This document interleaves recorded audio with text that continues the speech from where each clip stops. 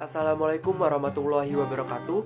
Nama saya Muhammad Fikar Naldi dari Program Studi Komunikasi dan Penyiaran Islam Universitas Muhammadiyah Yogyakarta, kelas C, mata kuliah Sejarah Dakwah Nusantara, dosen pengampu Bapak Halim Purnomo.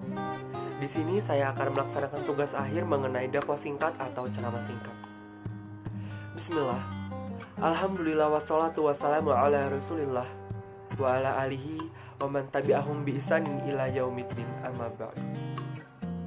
Puji syukur kehadirat Allah Subhanahu wa taala yang telah melimpahkan rahmat serta hidayahnya kepada kita semua sehingga kita dapat melaksanakan atau melakukan aktivitas kita dalam kehidupan sehari-hari ini dengan lancar. Alhamdulillah. Selanjutnya, salawat serta salam tak lupa kita haturkan kepada sari tauladan kita, sang tauladan kita, yaitu Nabi Muhammad SAW. Baik, di sini saya akan membahas mengenai keutamaan basmalah. Suntai kalimat yang sangat mulia, yaitu basmalah, yang penuh arti dengan keberkahan. Allah Subhanahu wa taala membuka kitabnya yang sangat-sangat mulia dengan basmalah pula, pembuka surat Nabi Sulaiman kepada Bilqis. Dan dengan basmalah pula Rasulullah SAW membuka surat-suratnya kepada para raja untuk mengajak mereka melakukan penghambaan diri hanya kepada Allah Subhanahu wa taala.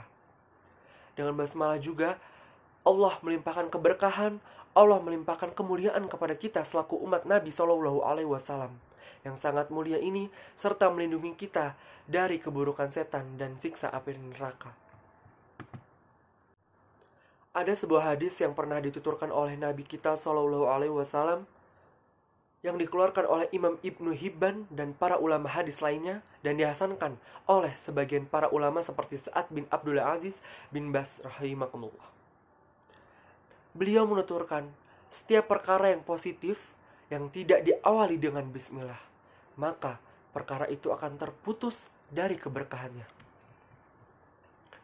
Hadis ini mengajarkan kita untuk selalu memulai aktivitas kita, pekerjaan-pekerjaan kita, apapun yang akan kita lalui, itu kita mulai dengan bacaan basmalah atau lafal basmalah. Bismillahirrahmanirrahim. Dengan menyebut bismillah, perlu kita garis bawahi pekerjaan-pekerjaan yang positif. Jangan sampai di antara kita ingin meminum khamr, kita memulainya dengan basmalah. Ingin berzina dengan laki-laki atau wanita yang kita inginkan, dengan mengucapkan basmalah kita niat untuk berzina. Itu salah. Perlu kita garis bawahi, yaitu pekerjaan atau aktivitas yang positif saja yang kita kuasai atau yang kita inginkan dengan bacaan basmalah. Nabi katakan setiap aktivitas yang positif, maka marilah kita awali dengan basmalah. Karena mengucapkan lafal basmalah mempunyai arti yang sangat mulia dan mengandung keberkahan yang sangat-sangat melimpah. Ucapkan bismillah ketika kita ingin membaca, bismillah ketika kita ingin mencuci piring, ketika kita ingin keluar rumah, ketika kita ingin belajar, ketika kita bangun tidur, ketika kita mencuci, apapun itu yang akan kita lakukan, kita harus mengucapkan lafal basmalah terlebih dahulu. Ketika kita ingin melakukan aktivitas-aktivitas kita, ucapkanlah bismillah kepada Allah Subhanahu wa taala. Maka insya Allah kegiatan itu akan berkah. Kata Imam Ibnu Qayyim, berkah adalah mendapatkan kebaikan yang banyak dengan usaha yang minim. Ketika kita mengucapkan bismillah pada saat kita mengerjakan pekerjaan rumah kita, maka insya Allah di balik itu semua Allah memberikan kebaikan dengan kebaikan pula. Saat kita ingin mencuci piring, ingin menyetir mobil, dan mengucapkan basmalah, maka insya Allah perbuatan kita itu akan diberkahi, dan perbuatan itu juga kita akan dimudahkan dan dilancarkan di hari itu juga. Dan pada saat kita berbicara dengan orang, berdiskusi, atau memulai pelajaran, maka kita awali dengan lafal basmalah.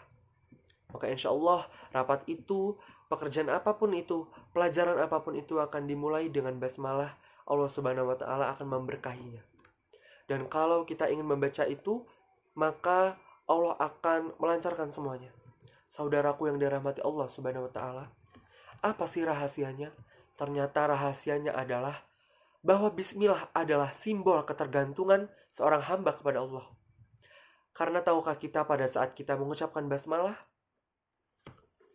lafal bismillah, lafal ba, meminta pertolongan kepada Allah. Jadi, makna ketika saya dan Anda mengucapkan basmalah adalah aku meminta makna yang mendalam-dalamnya. Aku meminta pertolongan kepada Allah Subhanahu wa Ta'ala. Aku meminta kepada Allah dengan menyebutmu ya Allah, menyebut bismillahirrahmanirrahim. Jadi ketika sebelum kita beraktivitas, sebelum makan, lalu kita membaca basmalah, artinya aku meminta pertolongan kepada Allah dengan menyebut namanya agar Allah memudahkan aku dalam mengunyah makanan tersebut, dalam proses menelan hingga mencerna dan akhirnya selesai makan. Kita akui ketidaksanggupan kita untuk mengerjakan sebuah aktivitas seorang diri. Kita baru saja mengakui bahwa kita tidak akan berhasil melakukan pekerjaan apapun itu, walaupun itu seorang sendiri. La haula wala quwata illa billah. Tidak ada daya kekuatan kecuali dengan pertolongan Allah Subhanahu wa Ta'ala. Keutamaan basmalah yang pertama, membaca dapat membuat setan menjadi kecil.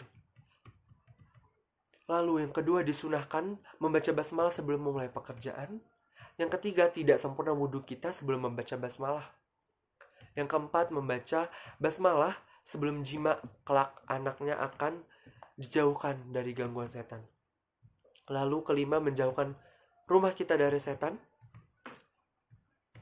Allah Subhanahu wa Ta'ala memerintahkan kita untuk selalu senantiasa bergerak apapun itu melakukan bismillah, karena itu benar-benar lancar dan mendapatkan keberkahan.